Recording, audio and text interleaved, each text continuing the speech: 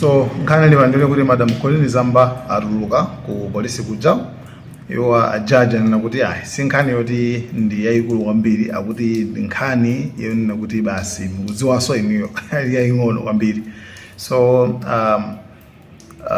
akuti pachamazinga mlandu opanga abuse office kulemba anthu ntchito ambiri na 300 komano mosasala ndondomeko kongo atenga poti awanda aujeni basi awanda achipani kumangolosa mu ntchito. So iyo ndi nkhani imene makamaka yakula kwambiri kumene koko. Komano awauza kuti okay atuluka pa belo ndiye boma latenga nyumba yawo imene ili ku 43.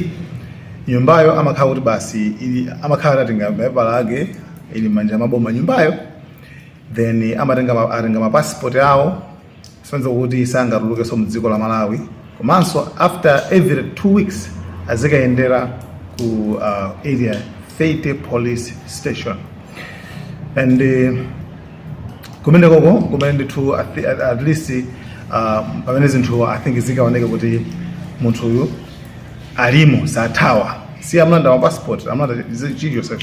So belo choyambirira mumvese ona kuti milandu imaoneka ngati sometimes imatha kuoneka ngati ma simple choncho, koma zinthuzo makabaka kukhothe kuja mangofuna maumboni ngati sunapereke maumboni neno ogwirika bwino nkhani njawo yotokha kuti munthu anatchuka kwambiri, koma ngati umboni weniweni ogwirika bwino palibe akuluakulu kuti zimavuta.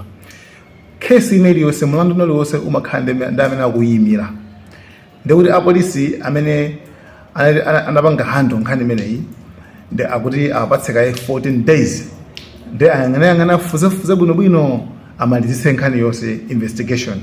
Akamalizitsa kana kwakuti ndithu yayi tena zone omwe ndimezi bakhalira. So anthu ena amadabwa kuti okay ndi pamene nkhani njikangolowa kukhothe kuja ngati beli nkhani yakulu ngati imeneyi imafunika maumboni kuti nkhani izathe bwinobwino pamatenga nthawi kuti pakazafika pa chigamulo chene kuti chigamulo chake ndichi imatenga nthawi.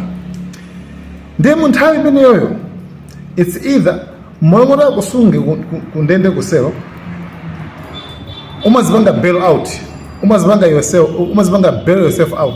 Iwe munthu wake umara okay ine ndilipa akuluakulu ndalama ndizi kapena nyumba yanga ndigwirizirani makanga tichikole kuti munthu usathawa alipo ndithu. Timvane pamenepo. Ndeno ena amadabwa kuti so ena amapita belo haya theka basi ndikumadikira kaye, pamene ena zimakhaza nzoti akangotere akangolowa ulendo oyamba lowa omweyo umakhota akalowa kuchani akalowa kumaula. Nkhani zinaso zimakhala kuti it's about kuti zili milandu je sinapita patali munawavomera kale munamboni zapezeka kale like makanthawi kamodzi ndemuzidi amadika pamakhasi pabeso kudikira amwe ni maba nkhuku nkhuku yo ndabade koma ndikhululukire ineyo ndi masamana amasiye ndi akhotha mangota maba nkhuku simavomera and basi ndoti sinzimavuta yayi ulendo mna kugwira sumabwerako umapitilira. Anyway, system imenda nyonjo ngakhale kuti pamakhala zinasozi pamakhaso zinasozi kuti zokonderaso anthu olemeraso pa zina zake zinthu zimakondera anthu olemera ndithu kukondera ndithu anthu olemera. So guys ngani ndimene ndiyo atuluka aziyendera after every 2 weeks. Guys, thank you so much. Malawian Cameras.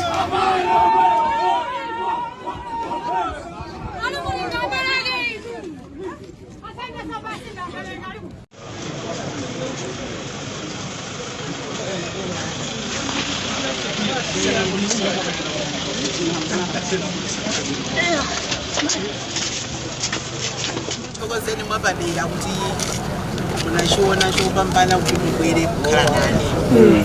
Mapemphero anonse amene mwakhala mukupanga ndiyena anthu amene sanakwanitse kufika pano ndikuyamikani.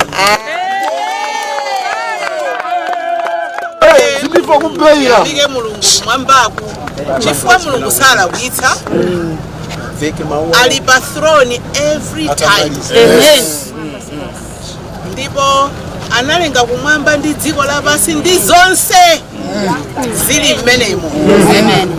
Ameneyo ndi amene timamugwadira, ndi amene timamulambira, ndipo ndi amene amatisunga chifukwa tiye akuti tiyeni tiope amene amachotsa mpweya. Tisaope zina zili zonse nde palibe mantha.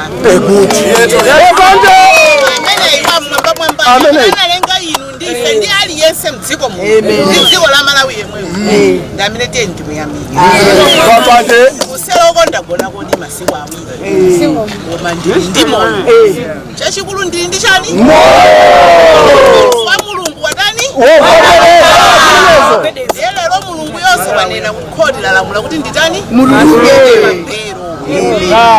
Ndezikomo muleni tipitira kumpembera watu wamwamba kuti ntchito imene wayambayo